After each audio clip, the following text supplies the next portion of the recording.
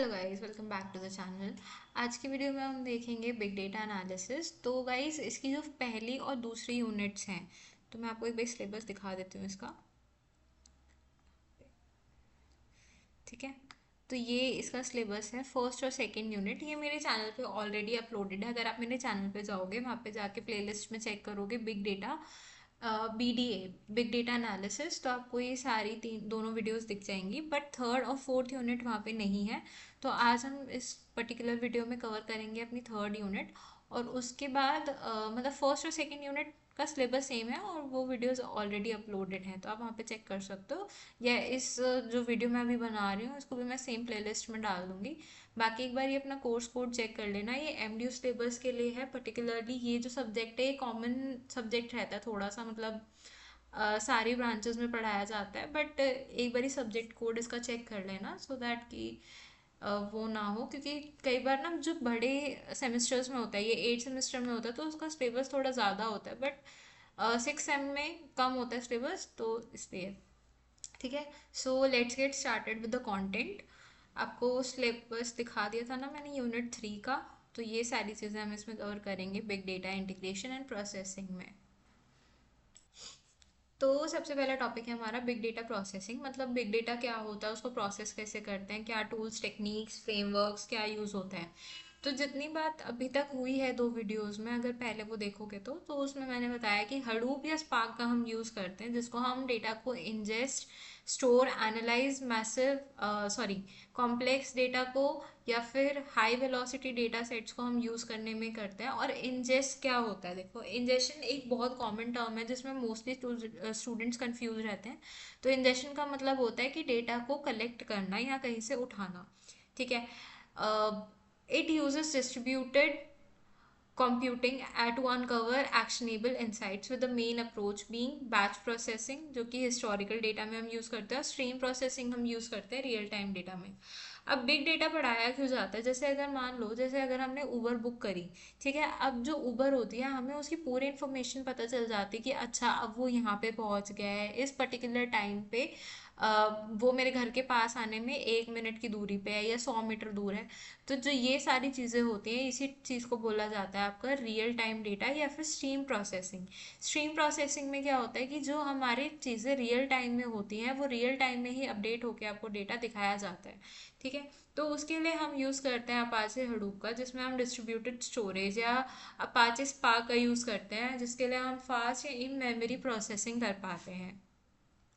Different की aspects क्या होते हैं डेटा प्रोसेसिंग के लिए। सबसे पहले अगर हम डेफिनेशन देखें तो डेटा प्रोसेसिंग का मतलब होता है कि कुछ ऐसी टेक्निक्स जिससे आप एक्सट्रैक्ट कर सको यूजफुल इंफॉर्मेशन को from large scale of data. जैसा कि नाम है बिग डेटा, तो बहुत ज़्यादा डिस्ट्रीब्यूटेड रहेगा, काफ़ी वास्ट कॉम्प्लेक्स डेटा होगा, उसमें से जो पर्टिकुलर डेटा हमें चाहिए उसको एक्सट्रैक्ट करना होता है। तो इसलिए हम बिग डेटा की प्रोसेसिंग करते हैं।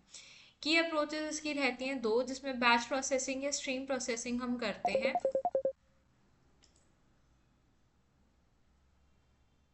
बैच प्रोसेसिंग या स्ट्रीम प्रोसेसिंग हम करते हैं।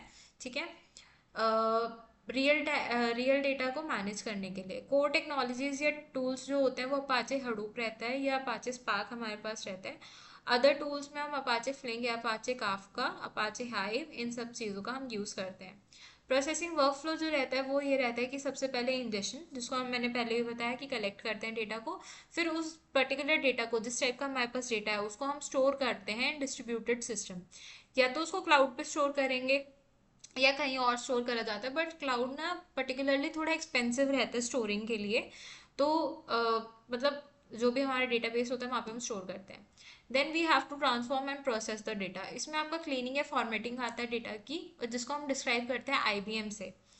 एनालिसिस के लिए हम यूज़ करते हैं 4 टेक्निक्स, जिसमें आता है डिस्क्रिप्टिव, प्रिडिक्टिव, प्रिस्क्रिप्टिव, और एक और होता है हमारा, उसको डायग्नोस्टिक बोलते हैं। देखो, डिस्क्रिप्टिव क्या होता है, जिसमें हम सारी चीज़ बताते हैं कि हमारे डेटा के साथ एक्चुअल में क्या प्रॉब्लम हुई है, सारी चीज़ को हम डिस्क्राइब करते हैं। प्रिडिक्टिव होता है कि अब ये चीज़ हो गई है तो हम उसके लिए क्या प्रिडिक्ट करेंगे या हम क्या सजेस्ट करेंगे कि अगर आपके पास पर्टिकुलर ये सोल्यूशन सिचुएशन है तो आप उसके लिए क्या करो। ठीक है, प्रिस्क्रिप्टिव रहता है कि आप किसी चीज़ को प्रिस्क्राइब करते हो कि आप ये टूल्स, टेक्नोलॉजीज या कुछ इस फ्लो में काम करिए तो चीज़ें ठीक चलेंगी। अब इसमें एप्लीकेशंस आती हैं, ये बहुत ज़्यादा कॉमनली यूज़ होता है हमारा ई कॉमर्स फाइनेंसेस में, जिसके लिए हम रिस्क मैनेजमेंट कर सकते हैं, और इंक्रीजिंगली ऐसे एरियाज में जहाँ पे बहुत ज़्यादा हाई वेलोसिटी डेटा है। ओके, सो ये वाला टॉपिक हमारा खत्म हो गया डेटा प्रोसेसिंग का। अब हम बात करेंगे डेटा क्वेरी एंड रिट्रीवल की। सो गाइज नेक्स्ट टॉपिक है हमारे पास data query and retrieval.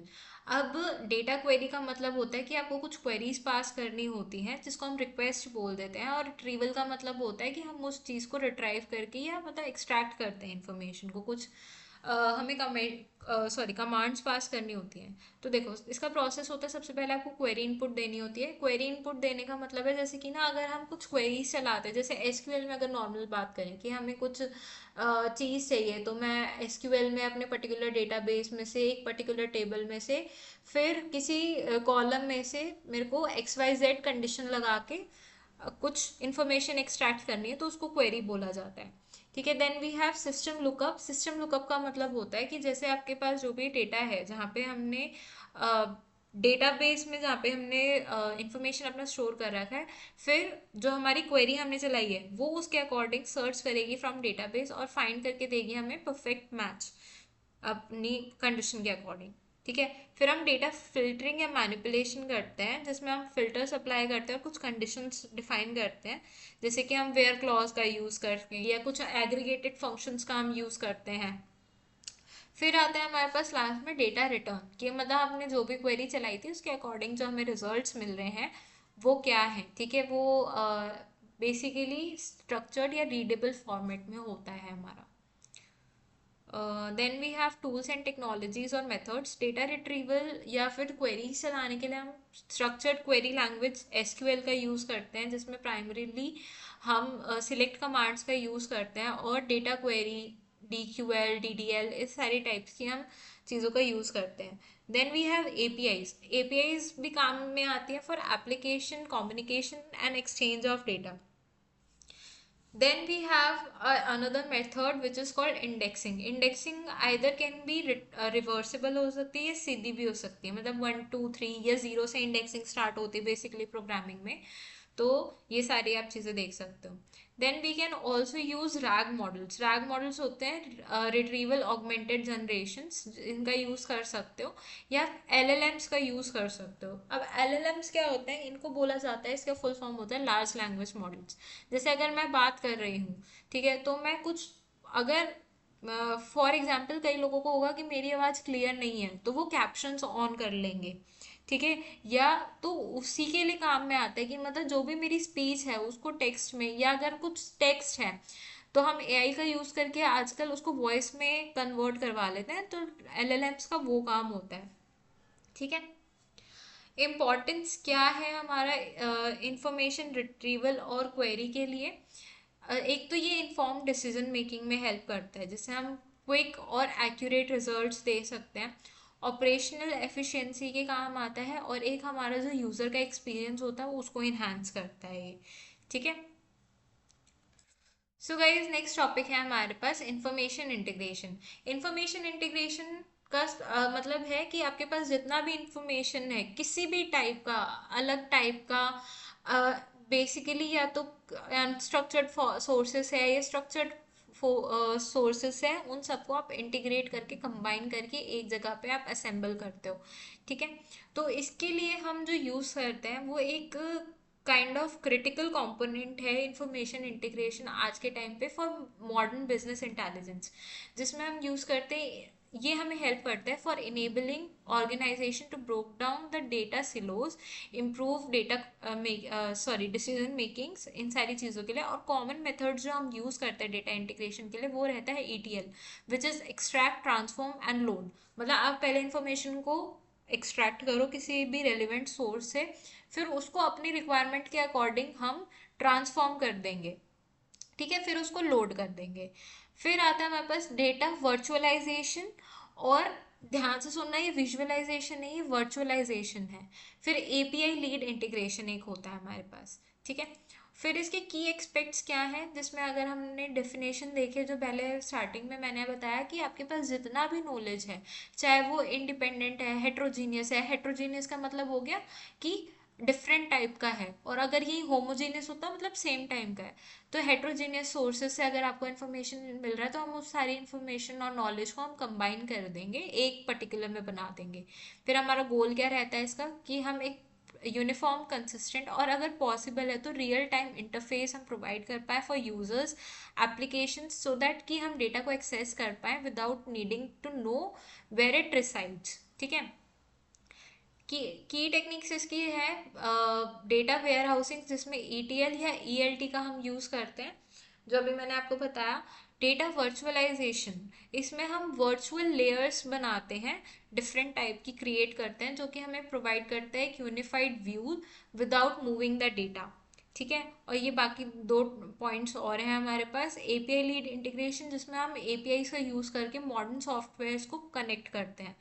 Data federation होता है कि सिमिलर वर्चुअलाइजेशन को हम अलाउ करते हैं, सो दैट कि हमारी क्वेरी मल्टीपल सोर्सेज पे चल सके, जब हमारा एक सिंगल सोर्स है तो। ओके।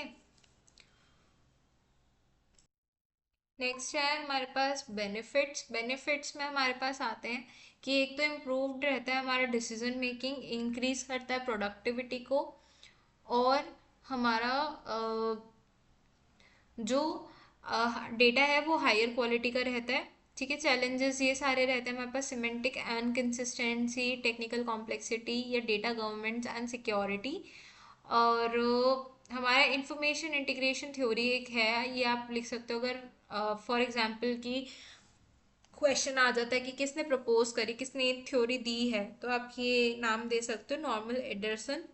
इन्होंने थ्योरी दी थी, जिसमें हम दो बेसिस पे कर रहे हैं काम, मैकेनिज्म और एप्लीकेशन पे। ठीक है। सो नेक्स्ट टॉपिक है हमारे पास डेटा प्रोसेसिंग पाइपलाइंस क्या होती हैं। ठीक है। जो देखो, डेटा प्रोसेसिंग पाइपलाइंस एक ऑटोमेटेड सिस्टम रहेगा, जिसमें आप डेटा को कलेक्ट करते हो, ट्रांसफॉर्म करते हो, लोड करते हो, ETL सेम, एक हाई वॉल्यूम पे वेराइटी ऑफ डेटा को और फास्ट मूविंग डेटा को from desperate sources, unified destinations. ठीक है। अब यूनिफाइड डेस्टिनेशन मतलब आप डेटा कहीं से भी उठा सकते हो, तो डेटा लेक्स में से उठा सकते हो, डेटा वेयर हाउस में से उठा सकते हो। टिपिकली जो इसके फीचर्स होते हैं वो ये क्या हुआ, सॉरी।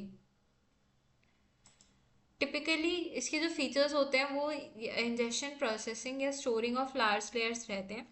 की कंपोनेंट्स यहाँ पे हम देख लेते हैं दोबारा से। तो ये डेटा पाइपलाइंस के सबसे पहले डेटा इंजेक्शन, मतलब कलेक्ट करेंगे हम डेटा को, प्रोसेस करेंगे, ट्रांसफॉर्म करेंगे, मतलब रॉ डेटा आप निकाल रहे हो, कैप्चर कर रहे हो रॉ डेटा, फिर उस पर क्लीनिंग, फिल्टरिंग या एग्रीगेशन ये सब हम लगा रहे हैं।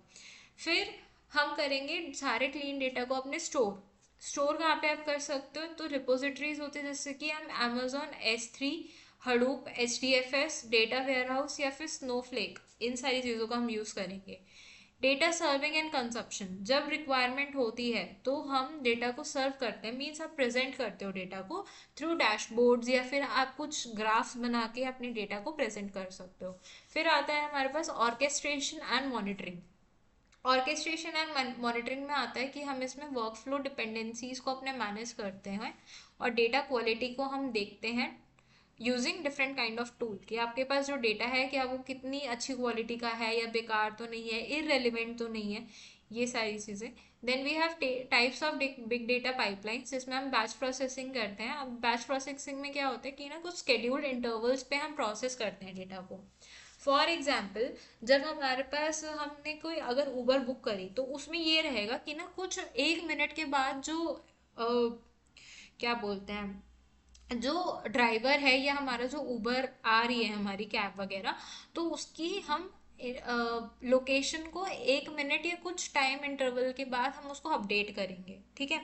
फिर आता है हमारे पास स्ट्रीम या फिर रियल टाइम, मतलब इंस्टेंटली जैसे ही चीज़ें हो रही हैं।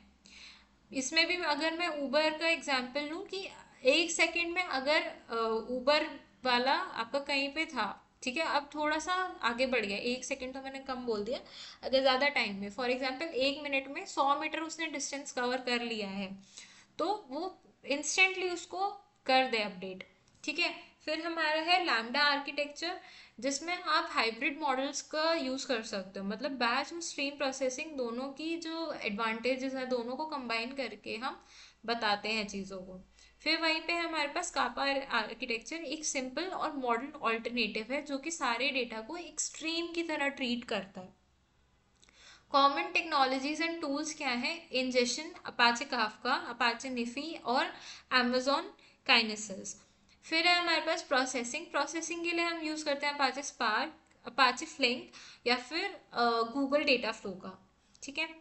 बेस्ट प्रैक्टिसेस हमारे डेटा प्रोसेसिंग की ये रहती है कि आपकी जो स्केलेबिलिटी है और परफॉर्मेंस ज़्यादा अच्छी रहती है, डेटा की क्वालिटी हम चेक कर पाते हैं टाइम टू टाइम, और सिक्योरिटी और कंप्लायंस भी हम दे सकते हैं। मॉड्यूलैरिटी भी हमारे पास रहता है एक चांस कि आप मॉड्यूलर कर सकते हो चीज़ों को। So guys this is a next topic जिसमें हम बात करेंगे various operations in big data. मतलब हमारे पास जो भी बिग डेटा है हम उसमें क्या क्या ऑपरेशंस लगा सकते हैं। तो सबसे पहले जो हमारा बिग डेटा है वो हमारा एक मल्टी स्टेज प्रोसेसिंग है जिसमें आप collecting, storing, processing, analysing, visualising, ये सारी चीज़ें हम करते हैं कॉम्प्लेक्स डेटा को। और जिससे हम क्या काम में आता है ये, जिससे हम अच्छे से अपने डेटा को समझ पाएँ। तो इसके जो कॉमन ऑपरेशंस होते हैं वो एक तो सबसे पहला है ETL which is extract, transform and load for data preparation. फिर distributed computing using map reduce and spark. और एनालिटिकल मेथड्स में हमारे पास आता है प्रिडिक्टिव मॉडलिंग एंड NLP होता है हमारा natural language processing. Core operations कौन से हैं हमारे पास BDA में, जो कि हम अभी तक पढ़ते आए हैं काफ़ी बारी। मतलब अभी पिछले जो टॉपिक्स में हमने पढ़ा, तो डेटा कलेक्शन एंड इंटीग्रेशन, मतलब आपके पास जितना भी टाइप का डेटा है आप सारा कलेक्ट करोगे और उसको फिर इंटीग्रेट कर दोगे, मतलब वेरियस सोर्सेज से आप डेटा लेके सारा को कंबाइन कर दोगे। Then data cleaning and processing, जितना भी हमारे पास रॉ डेटा है हम उसको क्लीन करेंगे, ट्रांसफॉर्म करेंगे, प्री प्रोसेस करेंगे। फिर अपने सारे प्रोसेस डेटा को हम किसी भी वैलिड जगह पे जाके हम उसको स्टोर करेंगे, या तो HDFS आप यूज़ कर सकते हो उसके लिए, नो SQL यूज़ कर सकते हो। अब नो SQL में हमारे पास टाइप्स आते हैं Cassandra and MongoDB which are large scale storage. अब इसका ये एडवांटेज रहता है कि जो MySQL होता है वो हमारा सिर्फ स्ट्रक्चर्ड डेटा को स्टोर करता है। वहीं अगर हम बात करें नो SQL की तो ये अनस्ट्रक्चर्ड, सेमी स्ट्रक्चर्ड, स्ट्रक्चर्ड सारा डेटा हमारा स्टोर कर लेता है। फिर हम करते हैं डेटा प्रोसेसिंग जिसमें टू फर्दर टाइप्स है हमारे पास, आइदर बैच प्रोसेसिंग और स्ट्रीम प्रोसेसिंग। ठीक है। फिर है हमारे पास डेटा एनालिसिस टेक्निक्स। तो इसमें 4 पॉइंट्स हैं, descriptive, diagnostic, predictive and prescriptive. तो ये चीज़ मैंने बताई थी अभी कि डिस्क्रिप्टिव का मतलब होता है कि जैसे आप डिस्क्राइब करते हो सारी चीज़ को कि एक्चुअल में चीज़ें हुई क्या है। डायग्नोस में हम ये देखते हैं कि अगर कोई भी चीज़ें हुई तो उस चीज़ के पीछे हमारा रीज़न क्या था, अनकवर करते हैं, हम एनालाइज करते हैं। प्रिडिक्टिव का मतलब है कि आप प्रिडिक्ट कर रहे हो चीज़ों को कि अगर कोई भी पर्टिकुलर कंडीशन अकर हो गई है तो आप उसके लिए क्या सॉल्यूशन या चीज़ों को आप रेकमेंड करोगे कि अब आपको ये करना चाहिए। ठीक है। प्रिस्क्रिप्टिव का मतलब है रिकमेंडेशन देना कि जो भी एक्शंस हो गए हैं उसके बेसिस पे अब अभी आपको फिलहाल क्या करना चाहिए। ठीक है। प्रिडिक्टिव में हम फ्यूचर के बारे में बताते हैं कि अगर हमने ऐसे अभी करा तो फ्यूचर में ये चांसेस हैं होने के, और अगर उसके ऑल्टरनेटिव्स हमने यूज़ करे तो फ्यूचर में XYZ चांसेस हैं। फिर हम यूज़ करते हैं data, sorry, next topic, next point है हमारे पास डेटा विजुअलाइजेशन एंड एक्शन। तो हम कुछ टूल्स जैसे टैबुलो या डैशबोर्ड्स क्रिएट करके हम अपना डेटा समझाते हैं सामने वाले को। ठीक है। कॉमन ऑपरेशनल टेक्निक्स हमारे रहते हैं डिवाइड एंड कॉन्क्योर, जिसमें हम डेटा को, सारे डेटा को स्मॉलर पार्ट्स में डिवाइड कर देते हैं मैनेजेबल पास टास्क में। और हम एक हम यूज़ करते हैं डिस्ट्रीब्यूटेड एंड पैरेलल प्रोसेसिंग जिसको DPP बोला जाता है, जिसमें हम डेटा को साइमल्टेनियसली हम प्रोसेस करते हैं using multiple processors. Feature selection हम करते हैं जिसमें हम डायमेंशंस रिड्यूस कर देते हैं, जो मतलब जहाँ पे हमें ज़रूरत नहीं है। ठीक है। रियल टाइम एनालिसिस, और यही सारा था इसमें। So guys this is the last topic of the video. तो उसके बाद आपका यूनिट 3 पूरा कंप्लीट हो जाएगा ऑफ बिग डेटा। यूनिट 1 और 2 ऑलरेडी अपलोडेड है, तो आप जाके चेक कर सकते हो वहाँ पे। मतलब पिछले साल के वीडियोस होंगे बट देख लेना, उसको मिल जाएगा आपको प्लेलिस्ट में। तो बिग डेटा एनालिसिस के लिए हम कौन से टूल्स या सिस्टम्स का यूज़ करते हैं, तो सबसे पहले देखो, हम बिग डेटा में, क्योंकि बहुत ज़्यादा लार्ज अमाउंट ऑफ डेटा है जिसमें आपका वॉल्यूम बहुत ज़्यादा है, वेलोसिटी बहुत ज़्यादा है, वेराइटी बहुत ज़्यादा है, तो उसके लिए हम यूज़ करते हैं।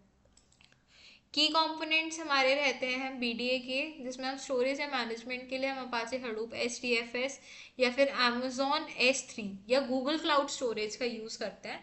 तो क्लाउड स्टोरेज जनरली एक्सपेंसिव होती हैं। नेक्स्ट है हमारे पास no SQL databases. No SQL databases जैसे कि अभी मैंने पिछले टॉपिक में बताया कि ये सारे हमारे होते हैं जो कि हमें प्रोवाइड करते हैं सो दैट कि हम,